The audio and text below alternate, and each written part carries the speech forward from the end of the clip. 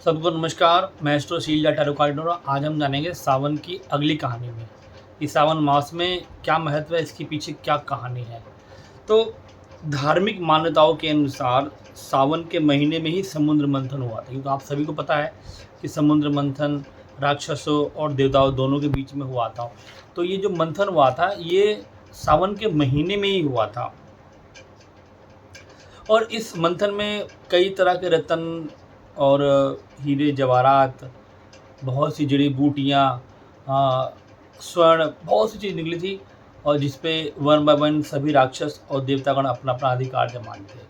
लेकिन एक विष भी निकला जो उस पूरे ब्रह्मांड को नष्ट कर सकता था, इतना भयंकर विष था।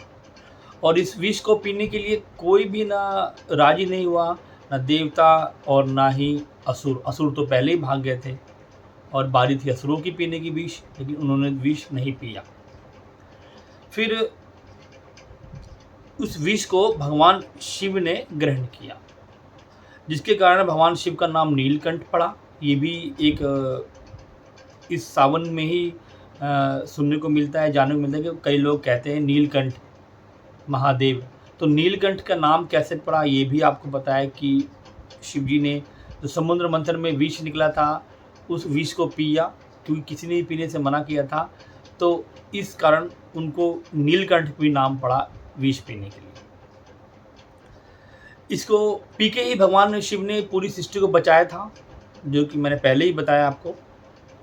और इस विष का प्रभाव इतना अधिक था कि भगवान शिव के गले में, हालांकि भगवान शिव ने उस विष को अपने इस कंठ में यहीं पर रोक लिया था, उसके वो नीचे उतरने नहीं दिया था, और वो कंठ उनका इतना जलने लग गया था, इतना गर्म होने लग गया था।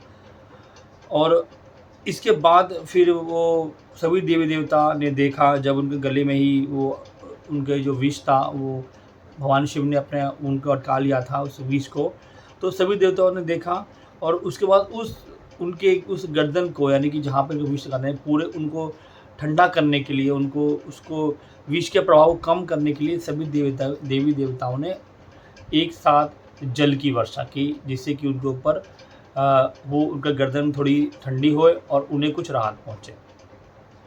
और ये सारी घटना जो भी होती है सावन के महीने में ही होती है, जिस कारण इसका महत्व और बढ़ जाता है।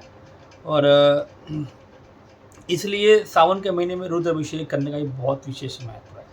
आपने देखा होगा, बहुत रुद्राभिषेक करने की जो एक, जिसे कहते हैं कि संख्या है, वो सावन में सबसे अधिक होती है। तो ये रही सावन की कहानी, और जल्दी मिलते हैं सावन की अगली कहानी में। सब्सक्राइब और लाइक एंड शेयर करना जरूर करें।